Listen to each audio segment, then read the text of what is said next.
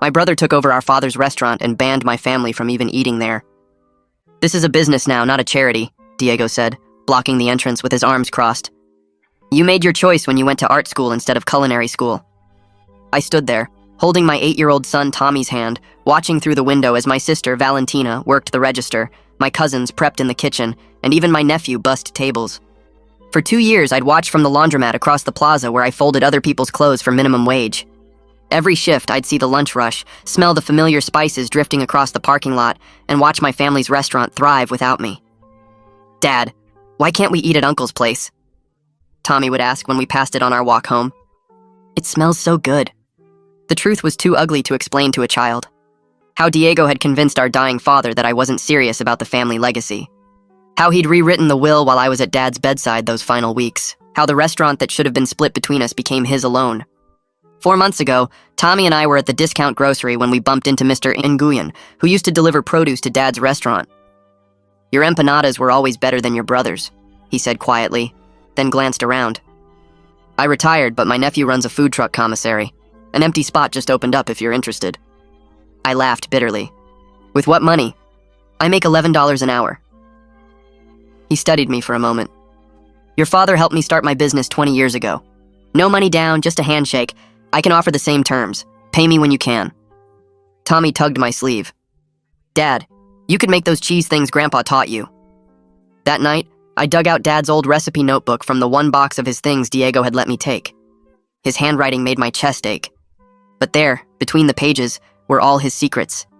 The techniques he'd taught me during those quiet morning prep sessions before Diego would arrive. The following week, I signed the commissary lease. It was just a prep kitchen and parking spot. I bought a used food cart for $800 using my tax refund. Tommy helped me paint it bright yellow. Like sunshine, he said. We started small. Just breakfast burritos and coffee, parked at the construction site 3 blocks from Diego's restaurant. The workers remembered me from when I'd worked with Dad. These taste like Roberto's, one said, eyes widening at the first bite. Better, actually. Word traveled fast in our neighborhood. In week 2, the nurses from the medical center began arriving. Week 3, office workers were calling in orders. By month 2, I had to prep at 3 a.m. to keep up with demand. Tommy would do his homework at a corner table in the commissary while I cooked, occasionally running out to hand customers their change. That's when things shifted. Mr. Rodriguez, who owned the auto shop, offered his parking lot for lunch service. Your brother charges $18 for what you're selling for $8, he said, and yours tastes like your father's used to before Diego started cutting corners. The comparison stung and soothed simultaneously. Within weeks, I had regular spots throughout the neighborhood. Morning at the construction site, lunch at the auto shop, afternoons at the community college. My little yellow cart became a familiar sight. The lunch crowd at Diego's started thinning. I could see it from my afternoon spot. Where lines once snaked out the door, now only tourists and newcomers wandered in. The locals had found me. One Thursday, Valentina appeared at my cart during the dinner rush. Diego wants to talk, she said, not meeting my eyes. He says you're being unfair, competing like this. I looked at my line of customers, 20 deep and patient. Mr. Nguyen's nephew was there, 3 teachers from Tommy's school, and the entire staff from the veterinary clinic. They weren't just customers anymore. Tommy handed a regular her usual order. Extra salsa verde, no cilantro, exactly how she liked it. Just like Dad used to remember everyone's preferences. Tell Diego he's welcome to buy dinner, I said, turning back to my grill. I take cash or card. Valentina's face went through several expressions. You can't be serious. After everything, you're really going to act like... Like what? I interrupted, flipping tortillas with practiced ease. Like someone who was banned from her father's restaurant? Like someone who was erased from her own family's legacy? That person? She left without another word. The following Sunday, Diego himself showed up. He stood by his luxury SUV, the one with the restaurant logo wrapped on the sides. The same logo our father had designed. We need to discuss boundaries, he said. You're confusing our customers. I looked at Diego standing there by his expensive SUV with Dad's logo wrapped across the sides, the same design our father had sketched on a napkin 20 years ago. Something inside me just refused to bend anymore. I kept my voice steady and told him the customers weren't confused at all. They knew exactly what they were choosing, and they were choosing food that tasted like Dad's used to taste before Diego started cutting corners to boost his profit margins. Diego's face went red and he moved closer, using his height the way he always did when we were kids, and he wanted to make me feel small. He said I was being disrespectful to Dad's memory by saying his restaurant wasn't good enough. He claimed I was poisoning the whole community against him with lies about recipe changes. I pulled my phone from my apron pocket and turned the screen toward him, showing the line of customers still waiting at my cart. 20 people deep at 7 o'clock on a Sunday evening. I asked him when was the last time his restaurant had a line like that, and I watched his jaw clench tight because we both knew the answer. The silence stretched between us for a few seconds. Then Diego switched his approach completely. He said he wanted to make me an offer, that he'd pay me $2,000 every month to close down the cart and come work in his kitchen as a line cook.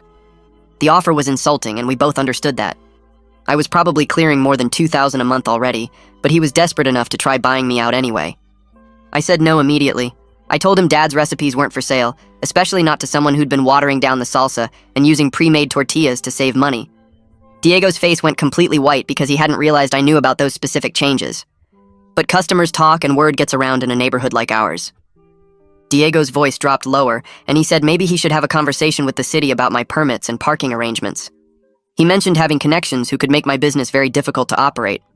I kept my voice calm and told him my permits were completely legal and that Rodriguez was happy to have me in his parking lot. But inside, my heart was hammering against my ribs because I knew Diego did have political connections through Jasper Romero, his business partner who'd invested in the restaurant expansion. Diego stared at me for another long moment, then turned and walked back to his SUV. He climbed in and drove away without another word, his tires squealing slightly as he pulled out of the parking lot. I turned back to my cart and started serving the remaining customers, but my hands were shaking just enough that I had to concentrate extra hard on not spilling anything. Tommy came around from behind the cart where he'd been restocking napkins and asked if Uncle Diego was being mean again. I looked down at my son's worried face and had to figure out how to explain adult conflicts to an 8-year-old without making him hate his own uncle. I told him that sometimes grown-ups disagree about business stuff and that Uncle Diego was just upset because he thought I was taking customers away from his restaurant. Tommy thought about that for a minute, then asked if we were taking customers away. I explained that people got to choose where they wanted to eat, and we weren't forcing anyone to come to our cart instead of the restaurant. That seemed to satisfy him, and he went back to helping bag orders. I finished serving the last few customers around 8:30, packed up the cart, and drove it back to the commissary. The whole drive home, I kept thinking about Diego's threat to contact the city. That night, after Tommy fell asleep in his room, I sat down at our small kitchen table with my laptop and a box of file folders. I pulled out every single business record I had. Permits, licenses, health inspection reports, insurance documents, parking agreements with Rodriguez. I went through each page carefully, making sure everything was perfectly documented and up to date. My business license was current until next March. My food handler certification didn't expire for another 14 months. The health department had inspected me 6 weeks ago and given me a perfect score. The parking agreement with Rodriguez was a simple written contract we'd both signed, completely legal. I knew Diego well enough to know he didn't make empty threats.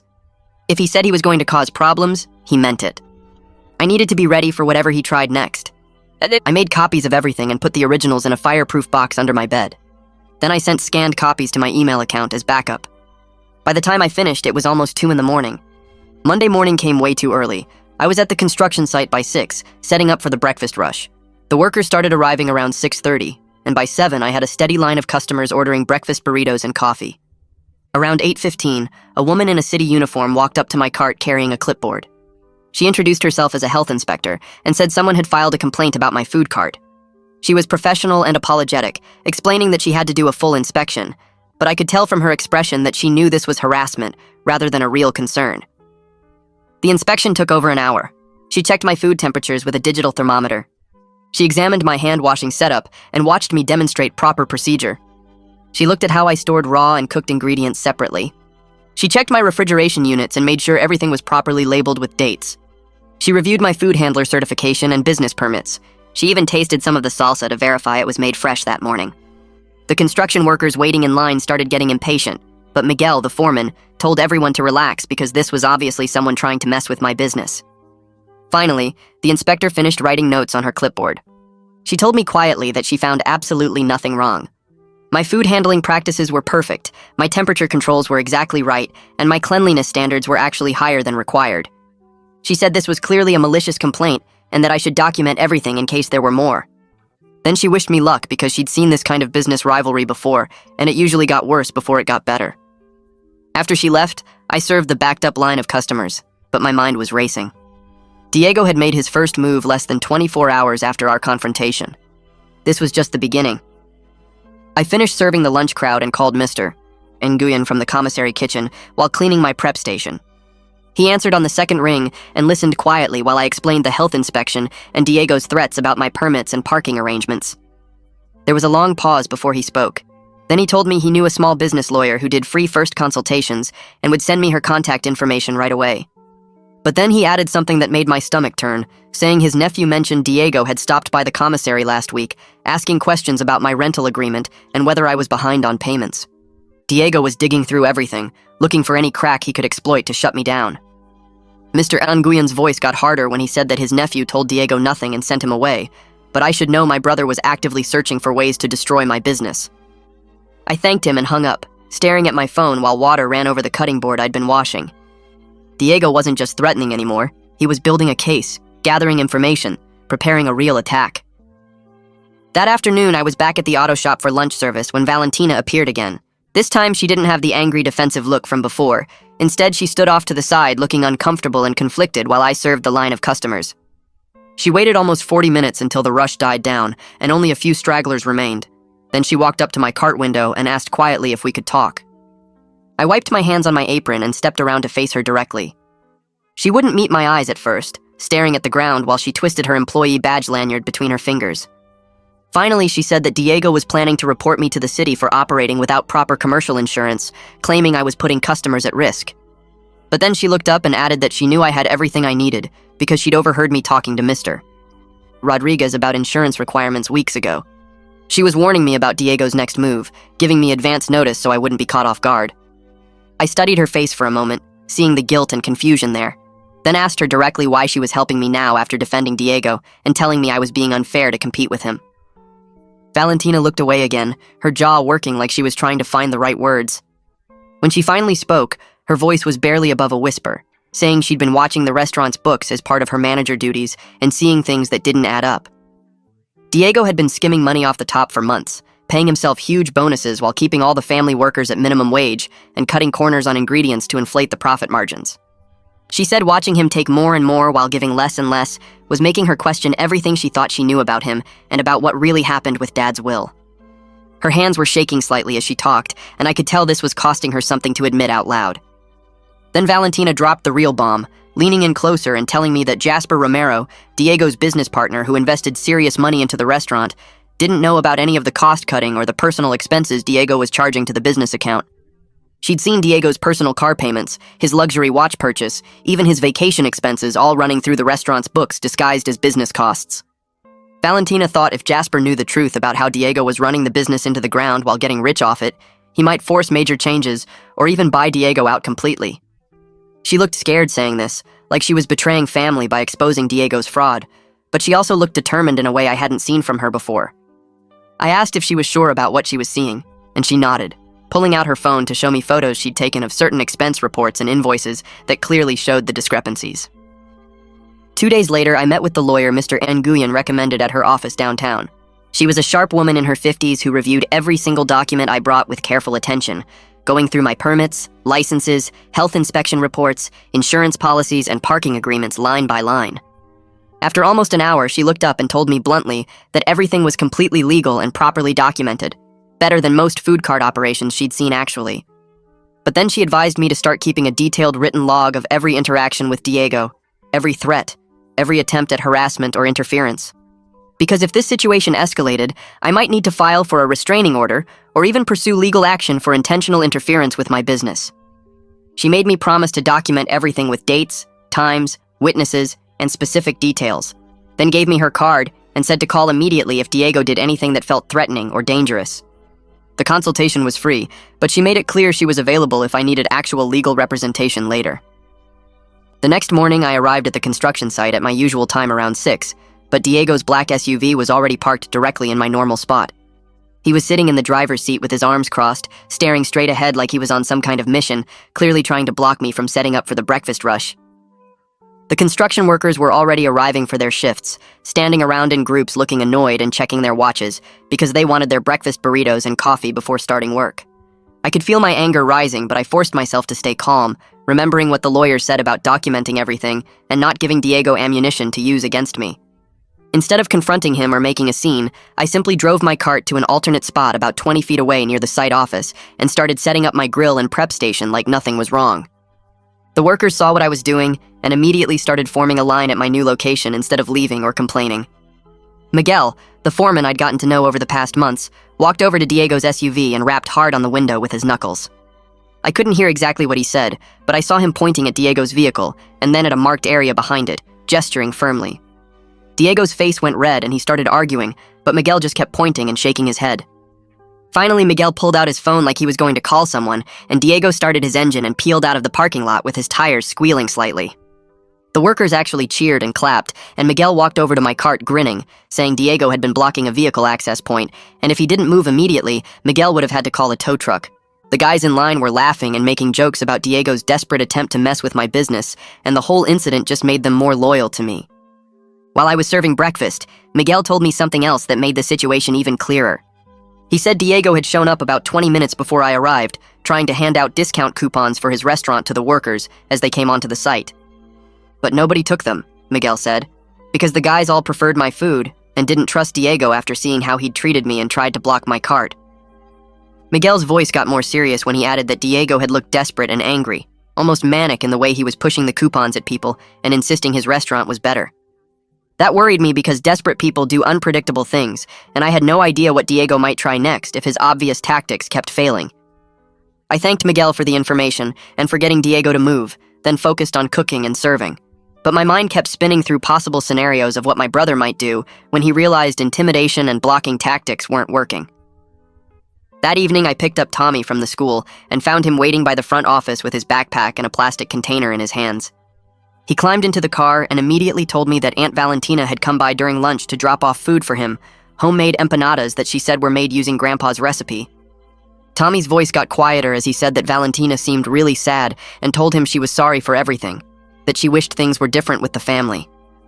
My heart broke hearing this because I knew exactly what Valentina was going through, caught between Diego's manipulation and lies and her own conscience telling her that what happened to me wasn't right. Tommy asked if Aunt Valentina was okay and if we were going to be a family again someday. And I had to swallow hard before answering that I hoped so, but it was complicated, and adults sometimes made mistakes that took a long time to fix. That night after Tommy went to bed, I sat at the kitchen table staring at my phone and thinking about what Valentina had told me about Jasper not knowing the truth. I pulled up the restaurant's number and called before I could talk myself out of it, my heart pounding while it rang. A woman answered, her voice professional and warm, and I asked to speak with Jasper Romero about a business matter. She identified herself as Magnolia, Jasper's wife, and explained that Jasper was traveling for work, but she handled all the restaurant's financial oversight and would be happy to meet with me about whatever I needed to discuss. I hesitated for just a second, then told her I had information about the restaurant's operations that she and Jasper needed to know. Information about how Diego was really running the business. There was a pause on the line. Then Magnolia's voice got very focused and serious, asking if I could meet her tomorrow afternoon at a coffee shop near the restaurant to discuss this privately. The next afternoon, I arrived at the coffee shop 15 minutes early and sat at a corner table with Dad's recipe notebook and a folder of printed comparisons I'd put together the night before. My hands felt shaky as I spread the papers out, checking them for the third time to make sure everything was clear and organized. Magnolia walked in exactly on time, a tall woman in her 40s wearing business clothes and carrying a leather briefcase that looked expensive. She spotted me immediately and came over, her handshake firm and professional. I started talking maybe too fast, explaining how Diego had switched from fresh tomatoes to canned for the salsa, how he'd started using pre-shredded cheese instead of buying blocks, and grating it daily like Dad always did, how the tortillas came frozen now instead of being made fresh each morning. I showed her Dad's original recipes written in his careful handwriting next to photos I'd taken of the current menu prices, which had gone up by 30% in 2 years, while the portions got smaller and the quality dropped. Magnolia pulled out a notebook and started writing, asking specific questions about suppliers and ingredient costs and preparation times. She wanted to know exactly when each change happened and whether Diego had discussed any of them with the kitchen staff or just implemented them without input. I told her everything I knew from talking to customers and the few family members who still spoke to me quietly, including how Diego had fired 2 longtime cooks who complained about the recipe changes. She stopped writing and looked up at that, her expression getting more serious. Then she told me something that made my stomach flip. The restaurant's revenue had dropped 18% over the past year, despite Diego's reports to Jasper claiming everything was stable and profitable. She'd been reviewing the quarterly statements and something felt wrong about the numbers, but Diego always had explanations ready, and Jasper trusted him because of the family connection. I could see her putting pieces together in her head, realizing that Diego had been lying about more than just recipes. She asked if I'd be willing to provide a written statement about the quality changes and timeline, and I agreed immediately. We talked for almost 2 hours, going through every detail I could remember about how Dad ran the restaurant versus how Diego managed it now. When we finally finished, Magnolia thanked me and said she'd be conducting a thorough review of the restaurant's operations and finances starting immediately. I drove home feeling relieved but also scared about what I'd just set in motion, knowing Diego would figure out eventually that I was the one who talked. 2 days later, my phone rang while I was prepping vegetables at the commissary at 5 in the morning. Valentina's voice came through panicked and talking fast, saying Magnolia had shown up at the restaurant yesterday afternoon, demanding to see all the financial records and supplier invoices going back 3 years. Diego apparently tried to refuse, claiming she didn't have authority to audit without Jasper present, but Magnolia calmly reminded him that she represented the majority investor and had full legal right to review any business records at any time. Valentina said Diego's face went white, and he started making excuses about needing time to organize everything, but Magnolia just sat down at a table and said she'd wait while he gathered the documents. The audit started that same day and was still going on, with Magnolia bringing in an outside accountant to help review everything. Valentina sounded stressed and worried, asking if I knew anything about why this was happening, and I had to decide in that moment whether to tell her the truth. I admitted that I'd met with Magnolia and told her about the recipe changes and quality problems, and there was silence on the line for several seconds. Then Valentina said quietly that she was glad someone finally did something because she'd been watching Diego destroy what Dad built and feeling powerless to stop it. Over the next 3 days, Valentina sent me text updates that painted a picture of Diego falling apart under pressure. He'd yelled at 2 servers for minor mistakes, something Dad never would have done. He'd messed up multiple orders during lunch rush, forgetting tickets and mixing up modifications. One text said he'd been drinking in the office during work hours, which made my chest hurt because Dad had a strict rule about never having alcohol in the restaurant during business hours.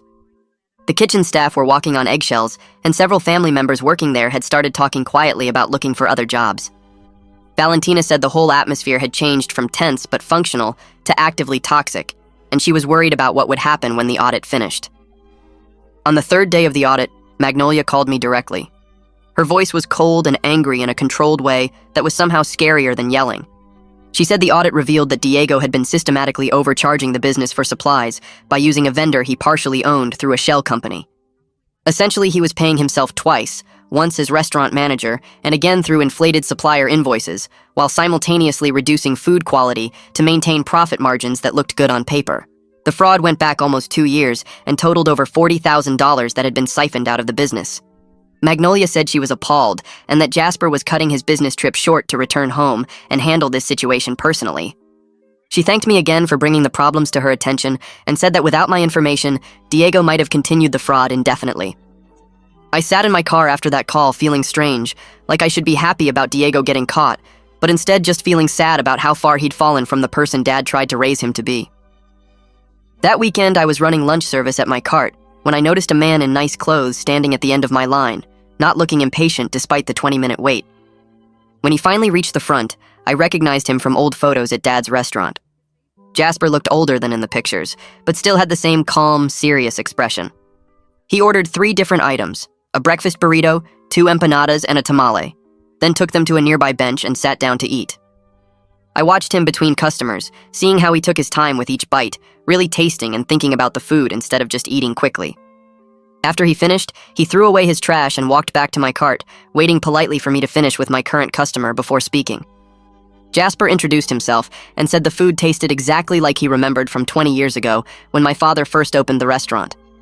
He said he'd invested in Dad's business because the food was exceptional and authentic, and he'd watched with disappointment as quality declined under Diego's management without understanding why, until Magnolia's audit revealed the truth. Then he asked if I'd be interested in discussing a business partnership, because he wanted to restore the restaurant to Dad's original vision, and he needed someone who actually knew how to cook the authentic recipes the right way. I felt stunned standing there with my spatula in hand, customers waiting behind Jasper, trying to process what he was offering. Part of me wanted to say yes immediately, to reclaim what should have been mine from the beginning, but another part felt protective of what I'd built with my cart. I told him honestly that I needed time to think about it because the cart was mine, something I'd built from nothing with my own hands and my son's help, and I wasn't sure I wanted to give that up even for the restaurant. Jasper nodded like he understood completely and pulled out a business card, saying the offer stood whenever I was ready to discuss it further. Then he added something that made my decision easier. He said that regardless of whether I accepted the partnership, he was removing Diego from the restaurant management immediately because the fraud and mismanagement were completely unacceptable and violated every principle of business integrity that Jasper valued. I took the card and thanked him, then watched him walk back to his car, my mind spinning with possibilities I hadn't let myself imagine before. The next day, Valentina called with news that felt both satisfying and sad at the same time. Diego had been officially removed as manager and banned from making any financial decisions, though he still retained a minority ownership stake that Jasper couldn't legally take away without a lengthy court process. Valentina said Diego had a complete meltdown when Jasper delivered the news, screaming that I had destroyed everything and turned the family against him, refusing to accept any responsibility for his own actions and choices. He'd blamed everyone except himself, claiming I was jealous and Magnolia was biased, and even Jasper was being unfair despite the clear evidence of fraud. Security had to escort him out of the restaurant when he wouldn't leave voluntarily, and Valentina said it was one of the most painful things she'd ever witnessed. Later that same day, Valentina called again to tell me that Jasper had offered her the temporary manager position while they figured out long-term plans for the restaurant. She'd accepted on the condition that all family workers get raises to fair wages, something Diego had refused to do despite the restaurant's profitability. Then her voice got quieter and more personal, saying she wanted to make things right between us and hoped we could rebuild our relationship after everything that had happened. She apologized for not standing up to Diego sooner, for letting fear and family loyalty keep her silent when she knew what he was doing was wrong. I told her I understood how hard it was to go against family, especially someone as manipulative as Diego could be, and that I wanted to rebuild our relationship too. We made plans to meet for coffee the following week, just the two of us without business or Diego or any of the complications, just two siblings trying to find their way back to each other. After we hung up, I stood in my commissary kitchen surrounded by the smell of spices and fresh tortillas, thinking about how much had changed in just a few days and wondering what Dad would think about all of it.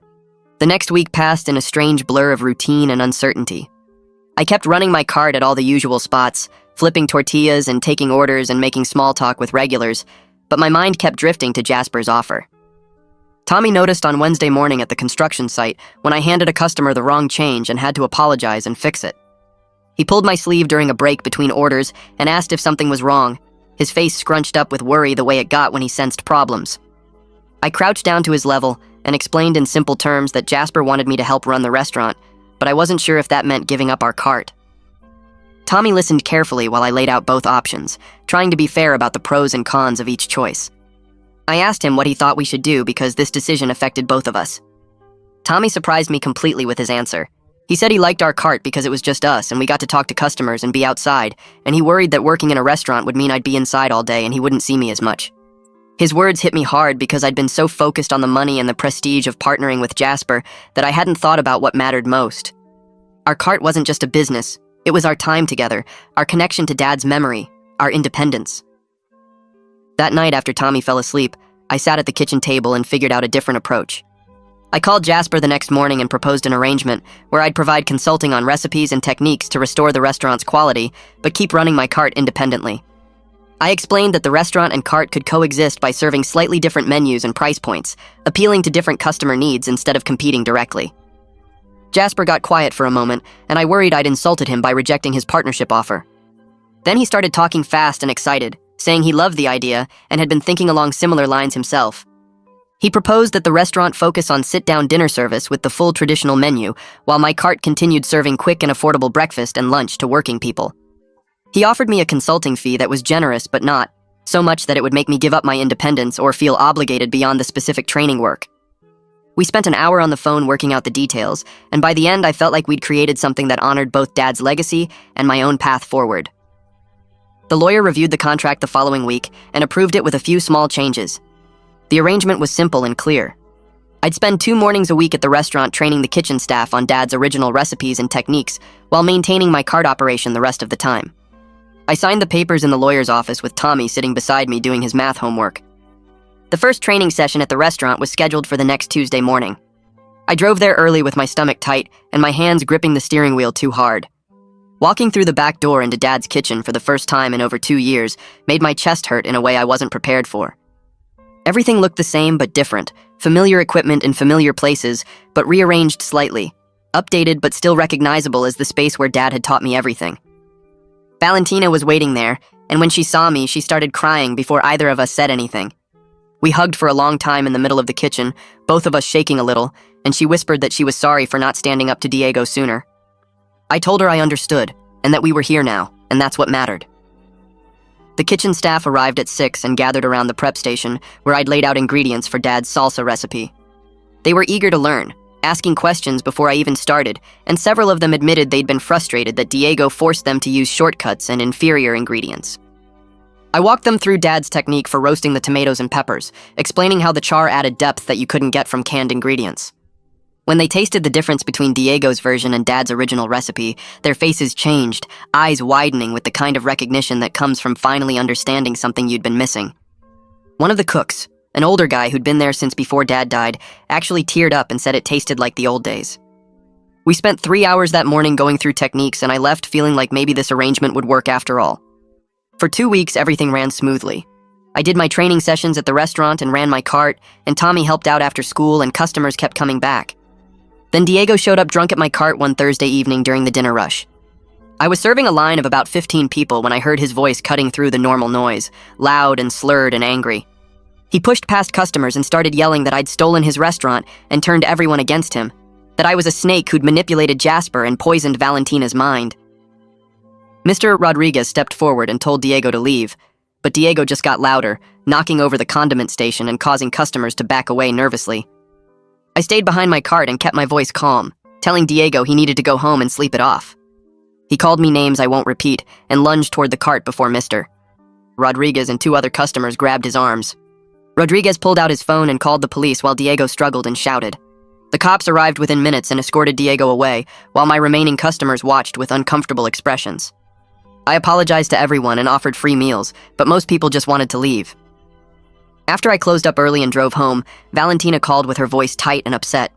She apologized for Diego's behavior and explained that he'd been spiraling since losing control of the restaurant, drinking heavily and refusing to accept responsibility for anything. She said the family had arranged for him to enter a treatment program for his drinking, and they were trying to get him help. She wanted me to know in case he tried to harass me again, and she sounded scared in a way that made me realize how bad things had gotten. I thanked her for the warning and sat on my couch after hanging up, thinking about my brother and how far he'd fallen. The next morning, I met with the lawyer and filed for a restraining order, bringing documentation of Diego's harassment, including the parking lot blocking incident and the drunken scene at my cart with statements from Mr. Rodriguez and other witnesses. The lawyer said I had a strong case, and the judge would likely grant at least a temporary order. 3 days later, I stood in a courthouse waiting room holding the paperwork, while a clerk called names from a list. When my turn came, the judge reviewed the evidence and asked a few questions about the incidents and my safety concerns. She granted a temporary restraining order that prohibited Diego from coming within 100 yards of my business locations or contacting me directly. The order would last for 6 months with a hearing scheduled to determine if it should become permanent. I walked out of the courthouse with the signed papers in my hand, feeling both relieved and sad because it had come to this with my own brother. Over the next few weeks, the restaurant went through changes that felt like watching Dad's place come back to life. Jasper brought in the suppliers Dad used to work with, the ones who delivered fresh produce every morning instead of the cheap frozen stuff Diego had switched to. The kitchen got new equipment, proper ventilation that actually worked, and Jasper raised everyone's wages by $3 an hour. I kept doing my training sessions twice a week, showing the cooks how Dad made his mole from scratch, the way it took 2 days of slow cooking and 20 different ingredients. The staff started smiling again, taking pride in what they served instead of just going through the motions. Customers noticed the difference within days. One morning at my cart, a woman named Olivia stopped by during the breakfast rush. She ordered a breakfast burrito and ate it right there, taking careful bites and making notes on her phone. She introduced herself as a food critic for the neighborhood newspaper and mentioned she was Jasper and Magnolia's daughter. She remembered eating at Dad's restaurant as a kid, back when the food was different, better. She asked if she could come back and try more items, and I said sure, anytime. 3 days later, she showed up at the restaurant during my training session. I watched her order Dad's chile rellenos, the ones I'd just taught the kitchen staff to make properly again, and she closed her eyes after the first bite like she was remembering something important. The following week, her review came out in the Wednesday paper. Tommy brought it home from the school because his teacher had seen it and made copies for the class. The article called my cart Honest, affordable food that honors tradition, and praised how I'd kept Dad's recipes alive while serving working people who couldn't afford fancy restaurant prices. Then she wrote about the restaurant, calling it a welcome return to authentic family recipes after years of decline. She didn't name Diego directly, but she mentioned how the previous management had prioritized profits over quality, and how the recent changes brought back the flavors she remembered from childhood. Business picked up immediately for both places.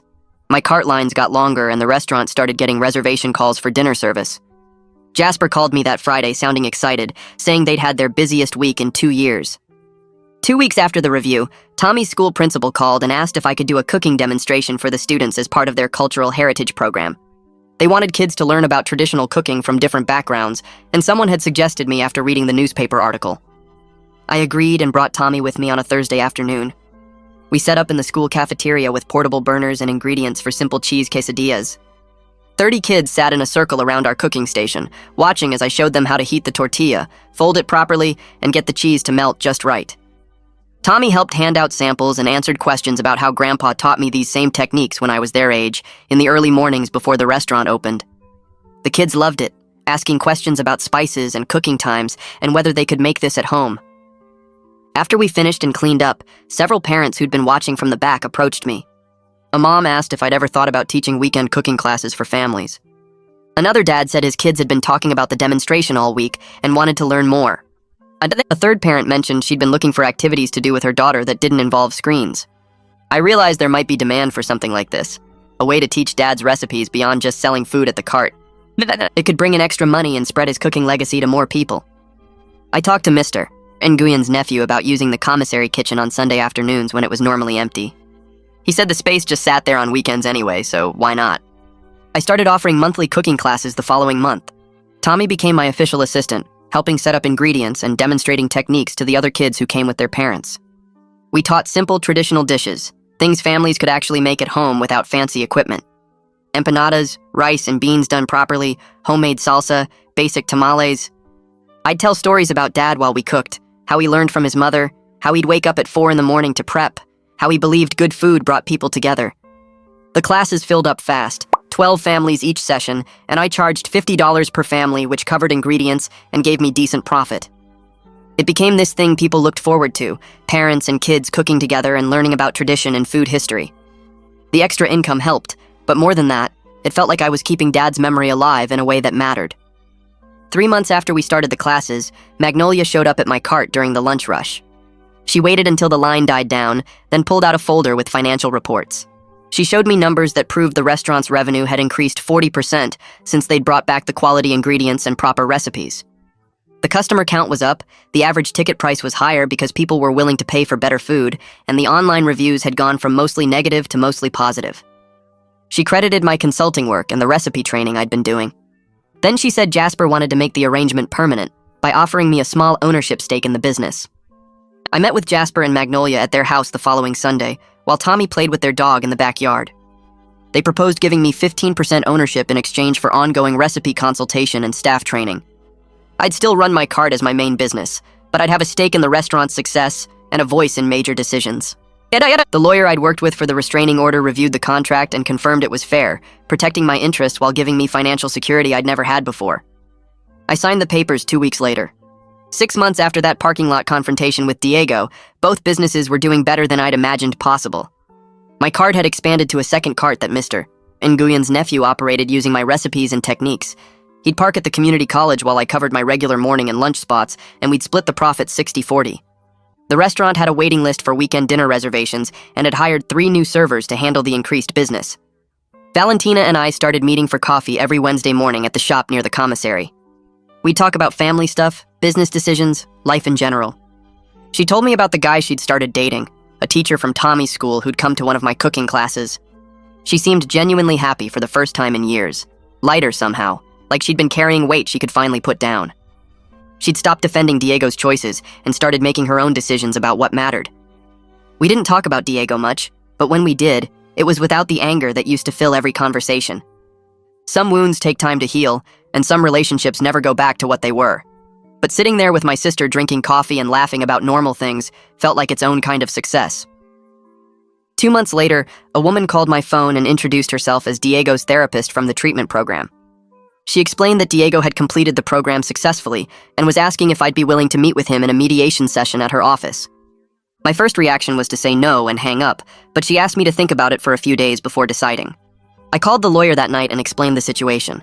She said mediation might actually help by providing closure and setting clear boundaries for how we'd coexist in the same community going forward, especially since the restraining order would eventually expire.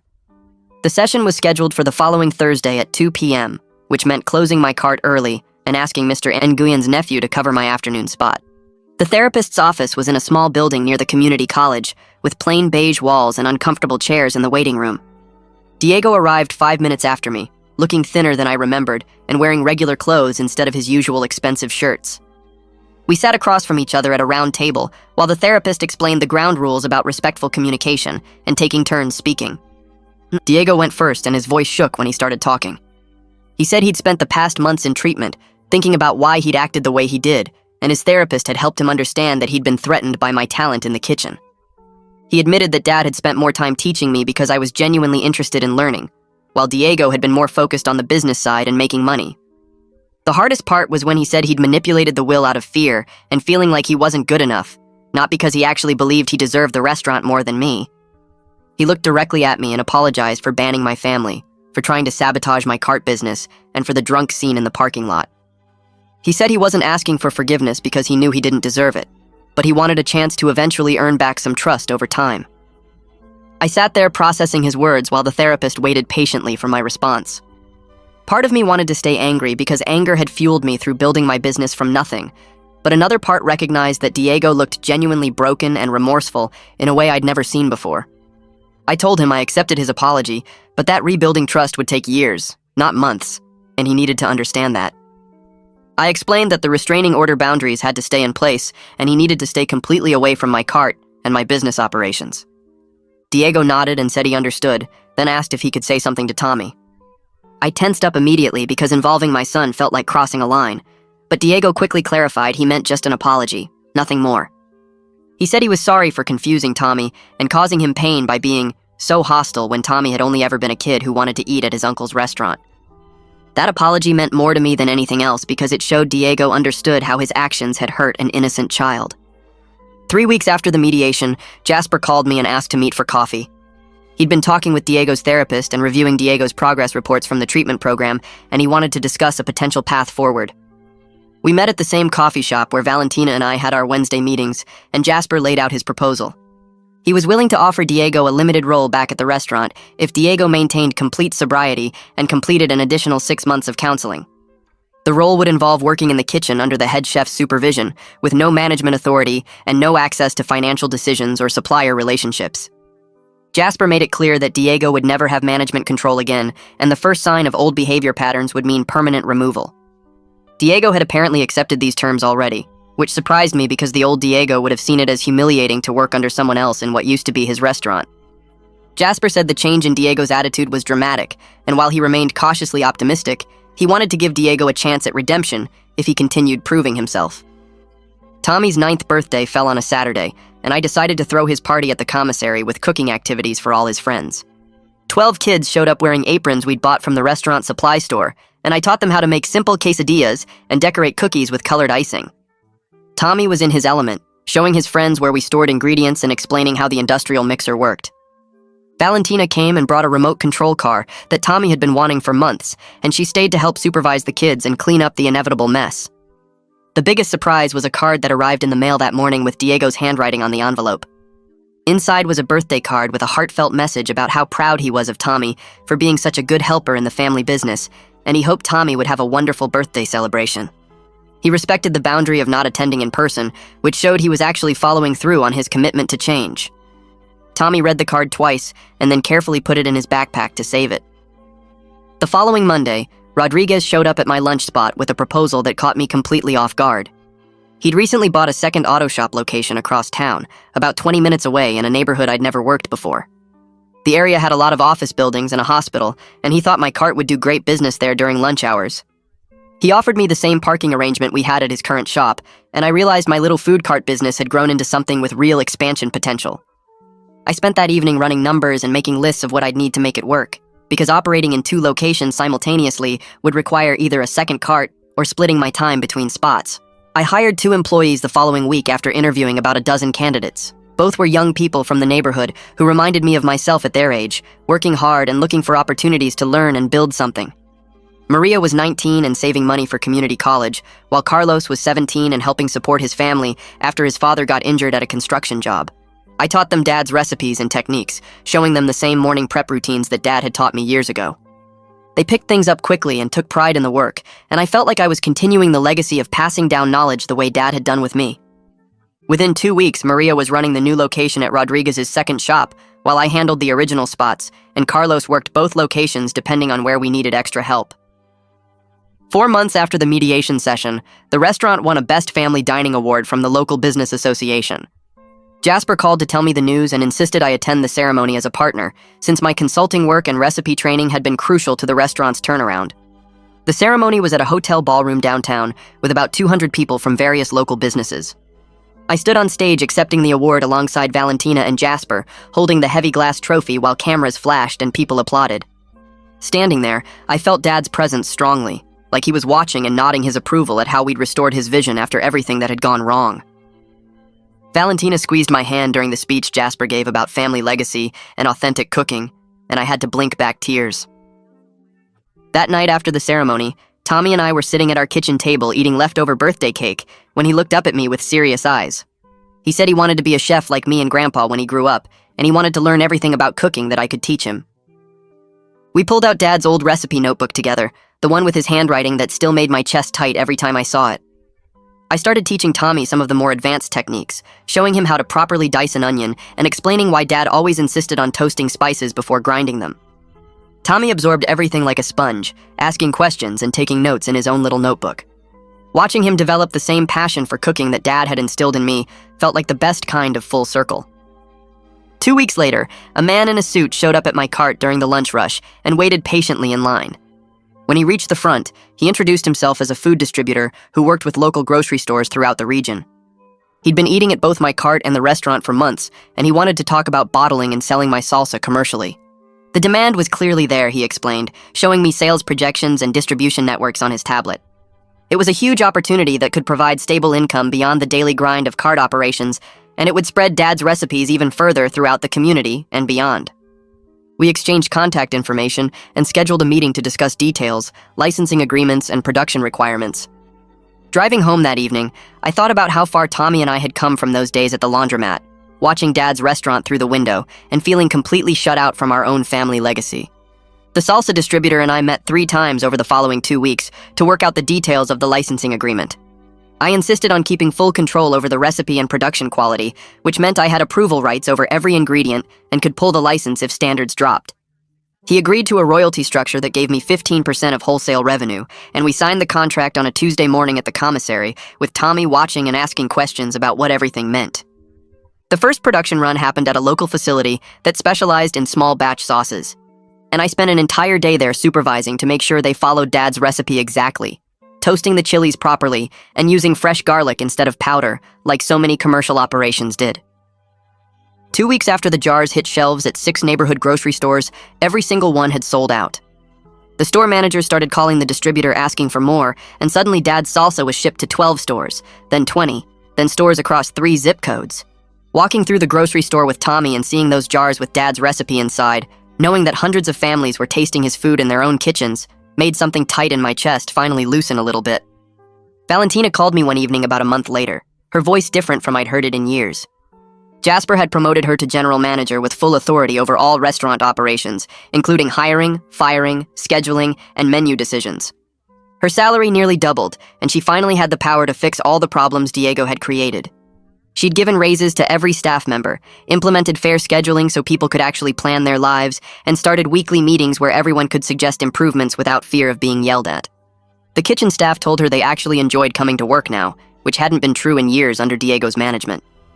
She met me for coffee on Sunday morning and told me something I hadn't expected.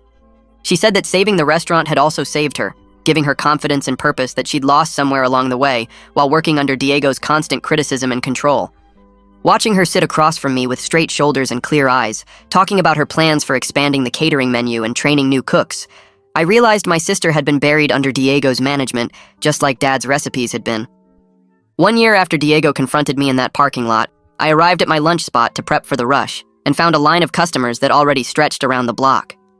Miguel from the construction crew stood first in line like always, grinning and holding up his phone to show me he'd been there since 11:15, even though I didn't start serving until 11:30. Rodriguez was there with his entire shop crew, still in their work uniforms with grease on their hands. The teachers from Tommy's school had walked over together on their lunch break. The nurses from the medical center, the office workers who'd been coming since week 3, Mrs. and King from the dry cleaners, the veterinary clinic staff, dozens of regulars who knew their orders by heart and asked about Tommy's grades and told me about their own families. They weren't just customers anymore. They were neighbors, friends, people who'd watched me build something real from nothing and had chosen to be part of it. Tommy handed out orders with perfect accuracy, calling people by name and remembering their preferences without checking notes. Extra salsa verde for Miguel, no onions for Mrs. King, double cheese for the teacher who always came last because her classroom was furthest from the parking lot. He moved between the cart and the customers with the same easy confidence Dad used to have, making people smile and feel seen. I cooked Dad's recipes with the same care and love he'd taught me during those quiet morning prep sessions, using his techniques for toasting spices and his trick for getting the perfect texture on rice. I was feeding my community honest food at fair prices, building a legacy that honored Dad's memory while creating my own path forward. Life wasn't perfect. Diego and I would probably never be truly close again, and some family relationships had changed in ways that couldn't be undone. But standing at my bright yellow cart with Tommy beside me and a line of people waiting for food made with love, I'd built something real and good with my son, and that was more than enough.